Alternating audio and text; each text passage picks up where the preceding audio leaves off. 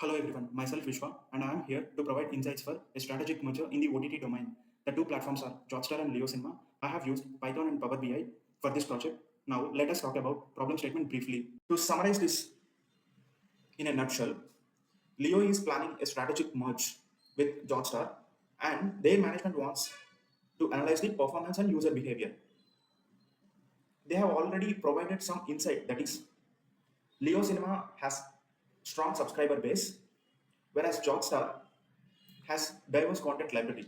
Will prove the same after going through the dataset and analysis. And they want to analyze the individual platform-wise performance that includes all these 6 insights. Post-merge, they need to take decisions from the analysis and will also suggest some decisions based on the analysis we found from the dataset. Yeah, coming to the subscriber insights, I have defined 4 insights. Subscriber acquisition trend, that is gaining the new customer to the service. Subscriber distribution by city tier, monthly subscriber trend, demographic variations. So each age group has different distribution in terms of subscription plan. User engagement category, we'll talk about this later in detail. What is user engagement, how it can be defined, what is the criteria. Paid users distribution percentage by subscription plan, premium user distribution percentage by city tier. Here is the graph. Jotstar has a high percentage share of users in tier 1, indicate they are targeting subscribers from tier 1 cities, largest and most developed cities with well infrastructure and high internet speed. On the other hand, LioCinema follow different trend. Most of the subscribers of LioCinema are from tier 2 and tier 3 cities, suggesting they are targeting subscribers from these 2 tiers with low affordable plans and prioritizing regional content. We'll see the trend from Jan to November of both the platforms. Jotstar show slow but steady increase with an increase of 8.3% over 11 months. LioCinema starts with 6.5k and goes up to 37,000 with an increase of 447%. So we conclude LioCinema has strong user base compared to Jotstar. Now we'll see demographic variations. If we closely observe the graph, we can found across the age groups, the plan adoption is similar in both the platforms. In LioCinema, a significantly high percentage of users are on the free plan. Basic users are dominant with nearly 42 and 43% in Jotstar. Jotstar also has high percentage of premium users. Engagement category criteria. Coming to the engagement category, users engagement can be defined in 2 ways. One is watch time and the second one is number of days since last active date. As of now, we will focus on the second one. We'll see the first one later. I have categorized the subscribers into 4 types. 1 active, 3 inactive, based on the number of days since last active date. To determine this, we need current date. I have considered the end day of the year because it captures users who also became inactive late 2024. Here is the segment and their category. Subscriber distribution percentage by engagement category. Jotstar has high percentage of active users, indicating the users are loyal towards its platform. LioCinema, dormant users share is high in LioCinema. They also have moderately engaged and highly engaged users because most of the users are from tier 2 and tier 3 cities where streaming is low compared to tier 1, and most of the users are on the free plan. Free plan has some limitations. They are allowed to watch content on one device. They have limited access to the content. They are not allowed to watch content with high resolution. All these limitations results in high inactivity. Paid user distribution percentage. Jotstar has a balance between basic and premium users share. LioCinema has high percentage of basic users. Premium user distribution, percentage by city tier. Jotstar. Premium user distribution is high in tier 1 for Jotstar. They are targeting urban cities. LioCinema has a balance of premium user distribution among the city tiers. But we have to keep that in mind. LioCinema has high percentage share of free plan users. Yeah. We'll now focus on content library, popular content categories by content type, genre and language. We'll also see genre versus average runtime. Jotstar has a balanced mix between movie, series and sports, making it a diverse platform. LioCinema focused on movies with a much low share for series and sports, indicates traditionally film-centric approach. Content distribution percentage by genre. Jotstar has a more diversified mix with a strong focus on action, drama, thriller, and significant portion dedicated to live matches, making it a strong option for audience. LioCinema focus on traditional TV audience, favoring drama, comedy, action, and romance, making it suitable for binge watchers and family entertainment. We'll see the distribution percentage by language. Jotstar has a strong presence in English and Hindi, making it a globally accessible platform. LioCinema recently focused on Indian languages, Telugu with 19 and Tamil with 18 combined together. That is nearly equal to its Hindi content. Now we'll see genre versus average runtime. LioCinema has a standardized runtime of 120 minutes. Seems like they are prioritizing full-length cinematic experience, making it attractive to users who prefer long-form storytelling. Jotstar has a more variability in runtime, with genres mostly around 90 minutes, but long duration for live matches, family, and romance. Yeah, we'll focus on content consumption now. We'll see average content consumption by device type, heavy watchers. We'll talk about percentile-based approach in detail later. Average content consumption differs based on user demographics. Content consumption by device type. Mobile is the preferred device across the both platforms to watch the content. Overall, Jotstar content consumption is high compared to LioCinema. I have considered 95th percentile to find the topmost engaged users rather than just those slightly above average. We'll see average watch time with threshold minutes per device. By seeing these values, we can say mobile is the dominant device. For heavy watchers, the highest watch time thresholds are on the mobile. We'll see the number of heavy watchers per platform. Jotstar 3.3K, LioCinema 9.9K. We'll draw some insights from the data.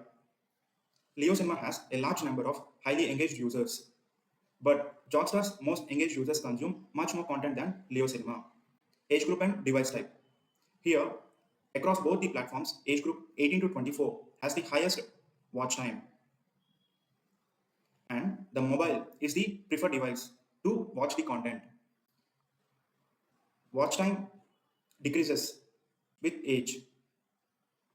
TV consumption is distributed evenly across the age groups for both the platforms. City tier.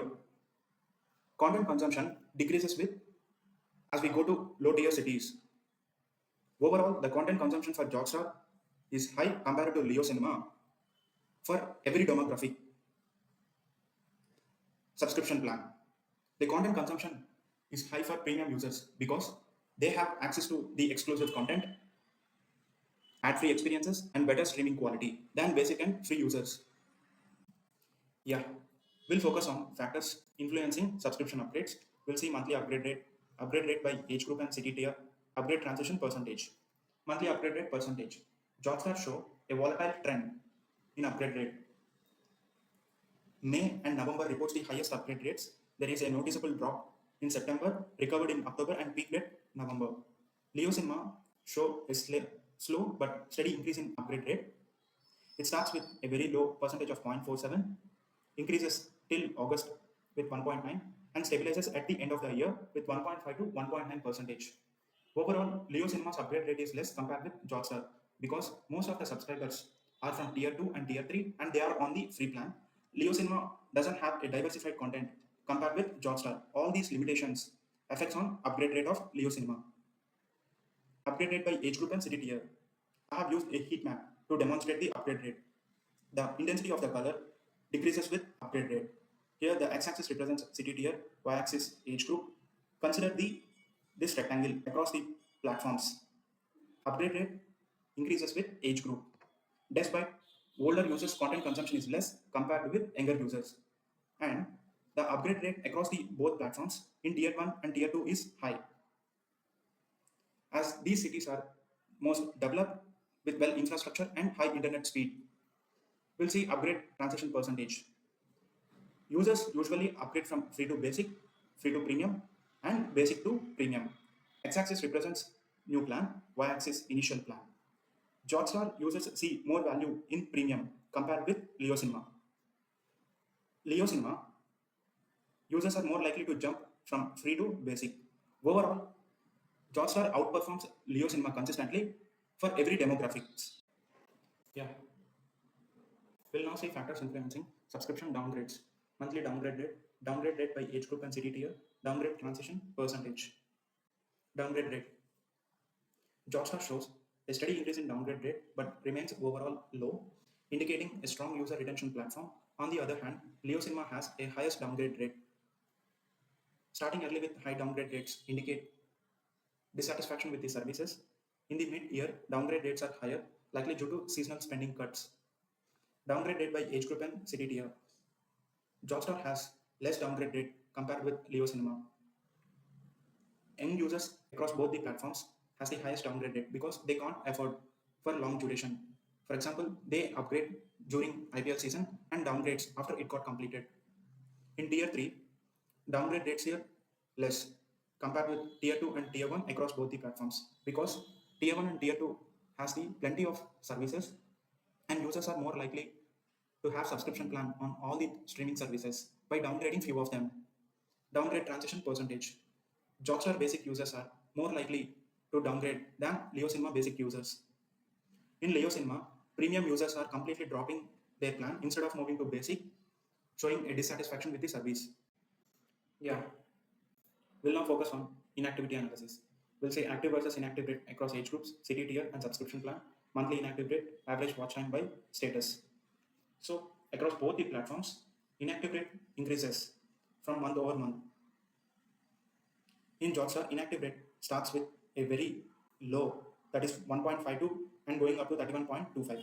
On the other hand, LioCinema starts with a high inactive rate of 9.44 going up to 48.35. Now we will see the overall inactive rate per platform.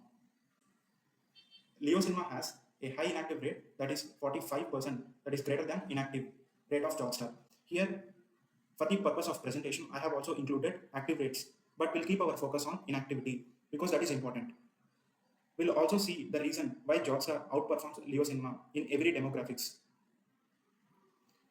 High level of user inactivity often indicates a strong likelihood of customer being churned.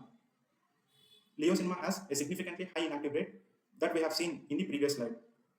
LioCinema has a high percentage of free plan users who are less committed and more likely to drop off.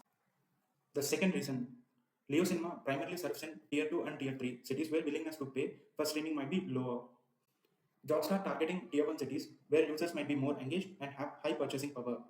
All these three reasons have been pointed earlier but will refresh here also.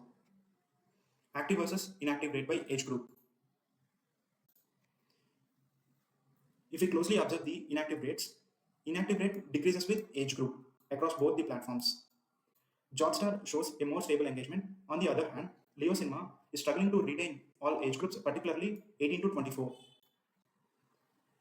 Inactive rate by city tier. We have high inactive rate in low tier cities across the platforms, suggesting there is a strong engagement from tier 1 and tier 2 cities because they are most developed with well infrastructure, high internet speed, and also brand reach is easily possible. Inactive rate by subscription plan. Free plan users across both the platforms are more likely to become inactive due to its limited features. Inactive rate across both the platforms of premium users is less compared to free and basic users. There is a strong correlation between inactivity and watch time. Users with less watch time are more likely to become inactive. Still, Jotstar content consumption of inactivity users is higher, that is 1143 minutes, greater than LioCinema inactive users. Now, we will focus on revenue analysis. Based on the given monthly prices and considering these points while calculating the revenue, here is the revenue for Jotstar and LioCinema. Jotstar's revenue is 2.5 times more than LioCinema, despite LioCinema having strong subscriber base. From the insights I have drawn, here are some recommendations should consider post-merge. I have listed 4 strategies to re-engage inactive users: platform-wise promotions, pricing strategies, how streaming platforms should leverage AI and ML. Thank you for watching the entire video. Please do let me know if you have any questions.